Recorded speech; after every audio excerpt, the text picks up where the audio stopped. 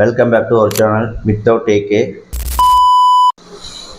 மதுரை மாவட்டம் உசிலம்பட்டி பக்கத்தில் ஒரு கிராமத்திலேருந்து ஒரு பையன் திருப்பூரில் இருக்கிற நொய்யலாத்தை பற்றி பேச போகிறான். அது வேறு யாரும் இல்லை, நான் தான். என்னோடய நேட்டிவ் என்ன தான் உசிலம்பட்டி பக்கத்தில் ஒரு வில்லேஜாக இருந்தாலும் திருப்பூரில் இருக்கிற நொய்யலாத்தை பற்றி எனக்கு பேசணும்னு தோணுது. நீ எதுக்குப்பா பேசுகிற, உனக்கு இந்த ஊருக்கு என்ன சம்மந்தம் அப்படின்னு கேட்டிங்கன்னா, தமிழர்கள் பண்பாடுன்னு ஒன்று இருக்குது. ஒரு நாள் ஒரு வீட்டில் சாப்பாடு, ஏன் ஒருத்தர் வீட்டில் தண்ணி குடித்தா கூட அதை நினச்சி பார்க்கணும். ஸோ அந்த மாதிரி ஒரு பண்புள்ள நான் இனத்தில் பிறந்துட்டு இதை பற்றி கூட பேசலான்னா எப்படி? அதுபோக நான் திருப்பூரில் ஃபஸ்ட்டு வந்தப்போ எனக்கு 4 வயசு. 2000-லேயே திருப்பூருக்கு நாங்கள் வந்துட்டோம். அன்னையிலேருந்து இப்போ வரைக்கும் இருக்கும்போது நான் அதிகமாக பஸ்ஸில் போயிருக்கேன், காரில் போயிருக்கேன், பைக்கில் போயிருக்கேன், வண்டியில் நிறைய வாகனத்தில் போகும்போது திருப்பூரோட சென்ட்ரு, அதாவது ஊருக்கு நடுவில், மதுரையில் எப்படி வைகையாறு ஊருக்கு நடுவில் போதோ அதே போல தான் திருப்பூர்லேயும் ஊருக்கு நடுவில் இந்த நொய்யலாறு போகும். அதை பார்க்கும்போதெல்லாம் நமக்கு மனசு கஷ்டமாக இருக்கும். ஒரு இயற்கை காதலனா கூட வச்சுக்கலாமே. ஒரு ஆற்றை பார்த்தா விழுந்து குளிக்கிற ஒரு பையன், ஒரு கிணத்தை பார்த்தா விழுந்து குதிக்கிற ஒரு பையன், அதில் நீச்சல் அடிக்கணும்னு ஆசைப்படுற ஒரு பையனுக்கு இந்த மாதிரி ஒரு ஆறு அழிஞ்சு போகிறத பார்த்து எப்படி கடந்து போக முடியும்? ரெண்டாவது, நம்மளை ஆண்ட கட்சிகள் 50 வருஷத்துக்கு மேலே திராவிட கட்சிகள் திமுக அதிமுக அப்படி மாறி ஆண்டுச்சு. நிறைய ஊழல், திருட்டு, பொய், ஃப்ராடு இதுக்கு மட்டும்தான் அந்த கட்சிகள் பண்ணுச்சே தவிர மக்களுக்கு நல்லதுன்னு எதுவுமே பண்ணலை. இதுக்கு மேலேயும் அது நமக்கு நல்லது பண்ணுங்கிற நம்பிக்கையெல்லாம் நிறைய மக்களுக்கு இல்லை. ஸோ அவங்களும் இந்த நொய்யலாத்தை எடுத்து எதுவுமே பண்ணலை. தன்னார்வலர்கள் மட்டும்தான் எடுத்து அங்கங்கே இதை சுத்தம் பண்ணுறாங்க. ஆனால் இதோட பரப்பளவு பார்த்தீங்கன்னா 150 கிலோமீட்டரு. கோயம்புத்தூரில் ஆரம்பித்து நம்ம கரூர் மாவட்டத்தில் தான், ஈரோடு மாவட்டத்தில் போய் ஒரு நொய்யலுங்கிற பகுதியில் காவேரியில் போய் இந்த ஆறு சேரும். அது வரைக்கும் தன்னார்வலர்கள் செய்வாங்களான்னு கேட்டிங்கன்னா கேள்விக்குறி. இது ஒரு காவேரி கிளையாரும் கூட. இங்கே எப்படி சாக்கடை, கெமிக்கலு, சாயப்பட்ட கழிவு நீர்லாம் போதோ அது போய் நேராக போய் காவேரியில் தான் போய் கலக்கும். அதனால மீன்கள் நிறைய உயிரினங்கள் பாதிக்கப்படும். அது போக விவசாயத்துக்கு போகிற தண்ணி ரொம்ப அசிங்கமாக தான் போய் சேரும். அதனால விவசாயிகளும் நிறைய பாதிக்கப்படுவாங்க. இன்னும் குறிப்பாக சொல்ல போனோம்னா, இங்கே நிறையா சுத்திகரிப்பு நிலையம், அதாவது திருப்பூர் மாவட்டத்தில் இந்த சாயப்பட்ட கழிவுநீர் கலக்கக்கூடாதுன்றதுக்காக அங்கங்கே சுத்திகரிப்பு நிலையம் இருந்தாலும் இன்னமும் ஒரு சில இடத்துல சாயப்பட்ட கழிவுநீர்கள் கலந்து தான் போகுது.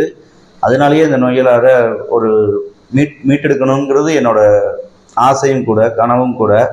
என்னால் முடியுமா என்னன்னு தெரில. ஒரு கவர்மெண்ட் நினச்சா அது முடியும். அதுபோக இது போகிற இடத்துல ஃபுல்லாக அந்த கரையோரத்தில் இருக்கிற குடிநீர்கள் தண்ணி ரொம்ப பாதிக்கப்படுது.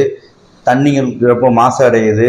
அங்கே சைட்லாம் நல்ல தண்ணியாக கிடைக்கிறது இல்லை, பாதிக்கப்பட்டுருது. அதுபோக நொய்யலாத்துல உயிரினங்கள்னு சொல்லிக்கிறதுக்கு நமக்கு எதுவுமே இருக்காது. இந்த தண்ணீரில் வாழ்கிற உயிரினங்கள் எதுவுமே கிடையாது. சிறுவாணி ஆற்றுக்கு எப்படி ஒரு ஹிஸ்ட்ரி உண்டோ அது போல தான் நொய்யலுக்கு இருக்குது. சிறுவாணி ஆற்று தண்ணி எவ்வளவு இனிப்பாக இருக்குமோ அதே போல தான் கொஞ்சம் கம்மியான இனிப்பு நொய்யல் ஆற்றுல இனிப்பு கம்மியாக இருக்கும், அவ்வளோதான். ஆனால் இந்த ஆறை நம்ம அப்படியே கிடப்புலையே போட்டோம். இந்த ஆறு ஒரு மீட்டெடுக்க முடியுமாங்கிற சுச்சுவேஷனுக்கு இன்னைக்கு இருக்குது. இப்போ திருப்பூர்ல இந்த ஆத்தோரத்துல இந்த பக்கமும் அந்த பக்கமும் ரோடு போட்டு வாகனம் போகுது.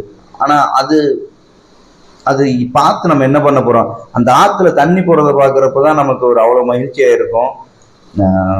மக்கள் புரிஞ்சுக்கிட்டு ஓரளவுக்கு குப்பை, கழிவு, அந்த ஆற்றை மாசுபடுத்தாம இருந்தாலே போதும். திருப்பூர்ல வசிக்கக்கூடிய பையனா எனக்கு இந்த ஆற்றை மீட்டெடுக்கணும்னு ஒரு ஆசை, கனவு. அது நடக்குமா என்னன்னு தெரில. ஆனால் இப்போ இருக்கிற புதுசாக ஆட்சிக்கு வந்த டிவிக்கு அரசு ஏதாவது பண்ணுமா இந்த ஆற்றை?